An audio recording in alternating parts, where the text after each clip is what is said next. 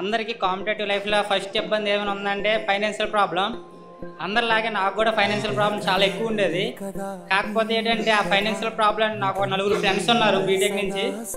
ఆ 4 ఫ్రెండ్స్ నా financial problem నుంచి ఎదుర్కొన్నారు.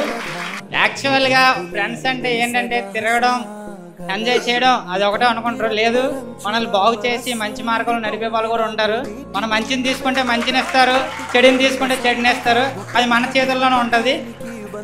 Thank you very much. ముఖ్యంగా ఐఎస్సి గురించి చెప్పాలంటే అందరికీ చదువునిస్తారు, మంచి ఫ్యాకల్టీ ఉంటుంది. కానీ చదివే మంచి అట్మాస్ఫియర్ని కలిగించేది మాత్రం ఐఎస్సియే. ఇది నేను 100% గట్టిగా చెప్పగలను. మంచి ఫ్యాకల్టీ ఉన్నారు, అలాగే మంచి అట్మాస్ఫియర్ కలిగిస్తుంది. ఇంకా మన చేతుల్లోనే ఉంది. మనం ఎంత హార్డ్ వర్క్ చేస్తే అంత వేరంగా సక్సెస్ అవుతాం. కాంపిటేటివ్ లైఫ్లో ఎంత తక్కువ ఉంటే అంత మంచిది. అంత వేరంగా సక్సెస్ వెళ్ళిపోవాలని అందరినీ కోరుకుంటున్నాను. Thank you very much.